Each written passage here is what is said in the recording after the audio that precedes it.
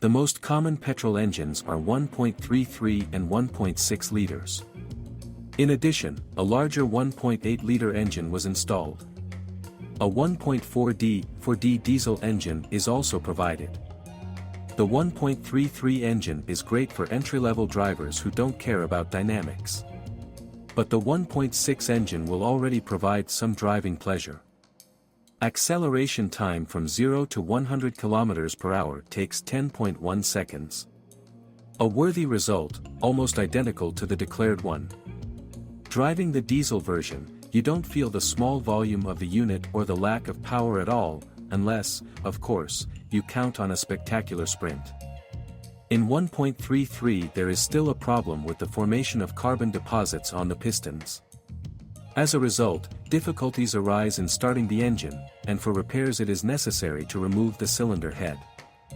Fixing problems with the catalytic converter will cost much less.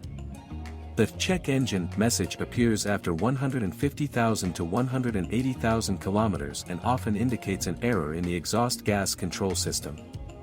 Usually the exhaust gas cleaning system works properly, but it is sensitive to any deviations from the ideal state. Replacing the catalytic converter does not always solve the problem. If the exhaust gases are really cleaned properly, then the lambda probe, which determines the composition of the exhaust gases, can be deceived using an emulator. After 200,000 kilometers in a 1.6 engine, the valve control module, valvomatic, may fail. And after 300,000 to 400,000 kilometers, it becomes necessary to replace the cylinder head gasket. Diesels, especially those used in cities, have problems burning through the DPF filter. On the other hand, the injectors are highly durable. Among the transmissions, continuously variable transmissions with the multi-drive S variator predominate.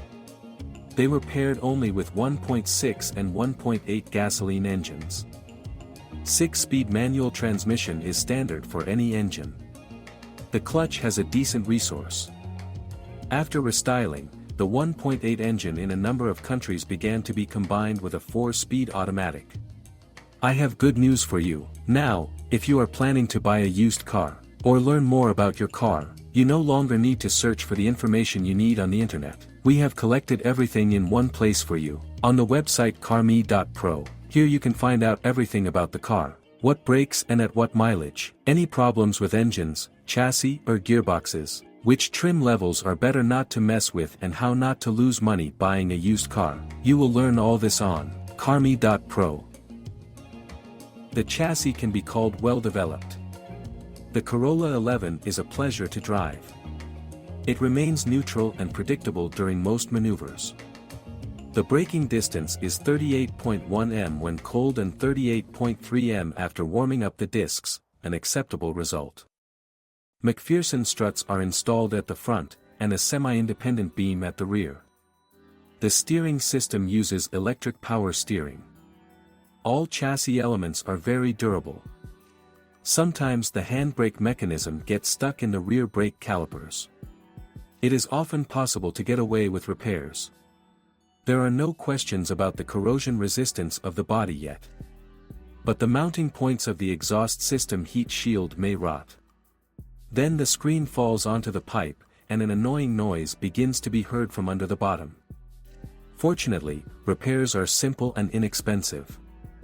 Sometimes the front seat passenger presence sensor, designed for a weight of more than 47 kilograms, fails.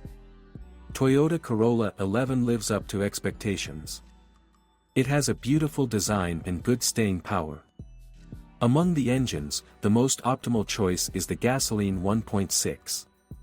It is economical, durable, and provides good dynamics.